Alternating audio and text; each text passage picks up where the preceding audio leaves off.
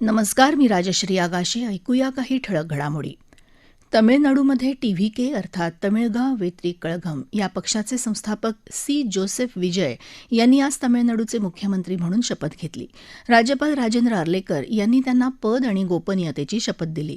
टीव्हीकेला येत्या बुधवारी विधानसभेत बहुमत सिद्ध करावं लागेल. आसाममध्ये भाजपाप्रणित राष्ट्रीय लोकशाही आघाडीचे विधिमंडळ पक्षनेते म्हणून हिमंता बिस्वा सर्मा यांची निवड झाली. नवीन मंत्रिमंडळाचा शपथविधी येत्या मंगळवारी होणार आहे. पुडुचेरीच्या मुख्यमंत्रीपदी एन रंगासामी यांची नेमणूक राष्ट्रपती द्रौपदी मुर्मू यांनी केली. येत्या 13 तारखेला त्यांचा शपथविधी होईल. प्रधानमंत्री नरेंद्र मोदी यांनी आज हैदराबादमध्ये सुमारे 9,400 कोटी रुपयांच्या अनेक विकास प्रकल्पांचं भूमिपूजन आणि उद्घाटन केलं.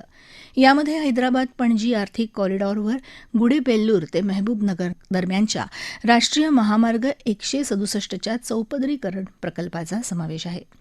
देशभरातल्या शाळांमध्ये यावर्षीच्या उन्हाळी सुट्ट्यांमध्ये केंद्रीय शिक्षण मंत्रालय भारतीय भाषा उन्हाळी शिबिर आयोजित करणार आहे.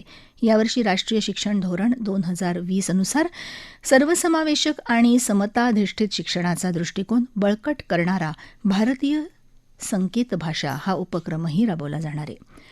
अशोक खरात प्रकरणी राज्य महिला आयोगाच्या माजी अध्यक्ष रुपाली चाकणकर यांची आज नाशिकमध्ये विशेष तपास पथकानं चौकशी केली. यावेळी रुपाली चाकणकर आणि खरात यांचे आर्थिक संबंध, खासगी पतसंस्थांमधली खाती आणि इतर मुद्द्यांवर विशेष तपास पथकानं प्रश्न विचारले. याबरोबरच आकाशवाणी मुंबई केंद्रावरचं हे बातमीपत्र संपलं.